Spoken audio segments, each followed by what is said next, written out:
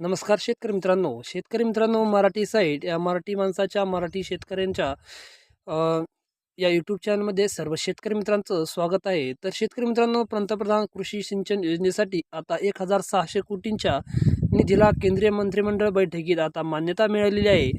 तर या योजनेमुळे शेतकऱ्यांचं आता उत्पन्न वाढेल, तसेच शेतकऱ्यांची उत्पादकता वाढवून सिंचनाची व्यवस्था अधिक शाश्वत पद्धतीने अंमलात आणता येईल, असा केंद्र सरकारचा दावा आहे.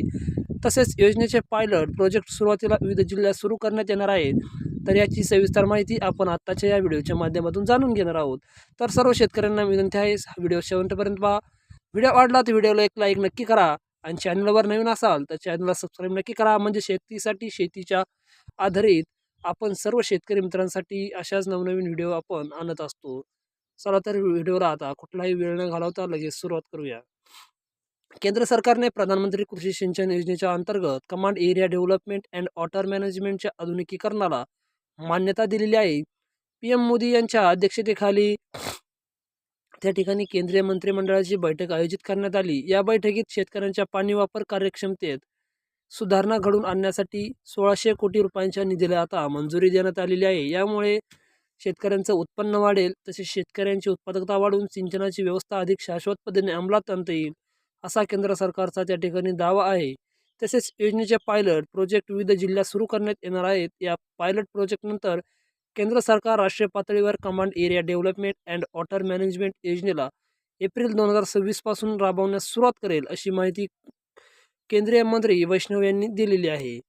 तर प्रामुख्याने अल्पभूधारक शेतकऱ्यांसाठी सिंचनाची सुविधा उपलब्ध करून देण्यासाठी प्रयत्न केले जाणार असल्याची माहिती केंद्रीय मंत्री अश्विनी वैष्णव यांनी दिलेली आहे. ते म्हणाले, नव्याने मंजूर झालेल्या योजनेत सिंचन, पाणीपुरवठा, पायाभूत सुविधांचे आधुनिकीकरण करण्यावर लक्ष केंद्रित केले जाणार. यामधून कालवे, अन्य सिंचन स्रोतापासून शेतकऱ्यांच्या शेतात पाणीपुरवठा उपलब्ध करून देण्यात येणार आहे, असाही दावा त्यांनी केलेला आहे. तर सिंचन प्रणालीवर भर देण्यात येणार असल्याची माहिती वैष्णव यांनी दिली. पुढे अजून ते यावर बोलताना म्हणाले, सूक्ष्म सिंचन प्रणालीसाठी विशेषतः दाबयुक्त भूमिगत पाईपलाईन वापरून मजबूत पायाभूत सुविधा निर्माण करण्याचं सरकारचं उद्दिष्ट आहे, असे ते त्या ठिकाणी बोलताना म्हणालेले. तर दरम्यान शेतात सिंचन खालील क्षेत्रात वाढ करण्याचं उद्दिष्ट निश्चित करण्यात आलं आहे, परंतु त्यासाठी केंद्र सरकार ठोस पावलं उचलत नाही. तसेच राज्य सरकारकडून निश्चित कार्यक्रम आखला जात नाही. परिणामी देशातील विविध राज्यात सिंचनाखालील क्षेत्रात वाढ होत नसल्याचं आता त्या ठिकाणी सांगण्यात येत आहे.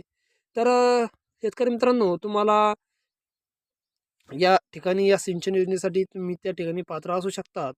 तर 1,600 कोटीच्या निधीला आता या ठिकाणी मान्यता PM मोदी यांनी दिलेली आहे. तर लवकरच या ठिकाणी 2026 पासून या ठिकाणी तातडीने आणि जलद गतीने त्या ठिकाणी सुरू होणार आहे.